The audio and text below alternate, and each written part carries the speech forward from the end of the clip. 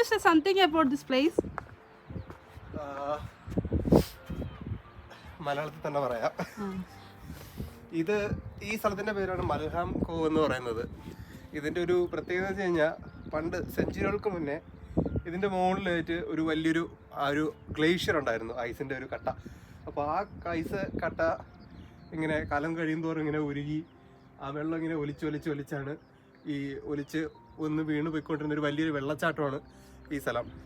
ഇപ്പോൾ വെള്ളച്ചാട്ടത്തിൻ്റെ പൊടി പോലും ഇല്ല.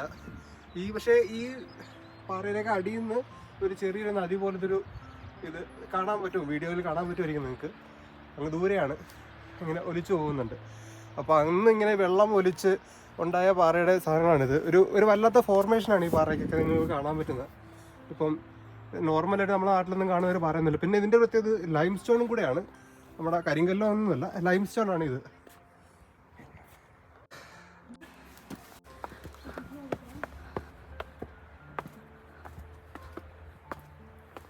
നമ്മളിപ്പോൾ എക്സാക്ട്ലി എവിടെയാണ്? നമ്മളിപ്പോൾ നോർത്ത് ഹാംപ്ഷയറിലാണ്.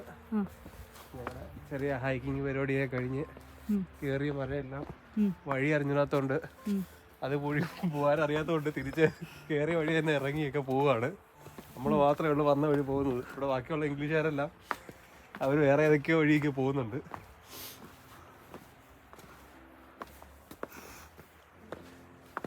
ഗൂഗിൾ മാപ്പ് വർക്ക് ആവില്ലല്ലേ ഇവിടെ? ഇവിടെ റേഞ്ചിൻ്റെ കാര്യം വളരെ പരിതാപകരമാണ്. അതുകൊണ്ട് വരുന്നതിന് മുന്നേ ഒരു ഓഫ്ലൈൻ മാപ്പൊക്കെ ഡൗൺലോഡ് ചെയ്തിട്ട് വന്നു കഴിഞ്ഞാൽ നല്ലതായിരിക്കും. കണ്ടോ, നല്ല കുത്തനെയുള്ള നല്ല സ്റ്റെപ്പുകളൊക്കെയാണ്.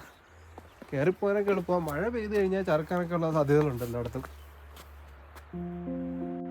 അപ്പോൾ ശരി, എന്നാൽ നമുക്കിനി അടുത്ത വീഡിയോയിൽ കാണാം.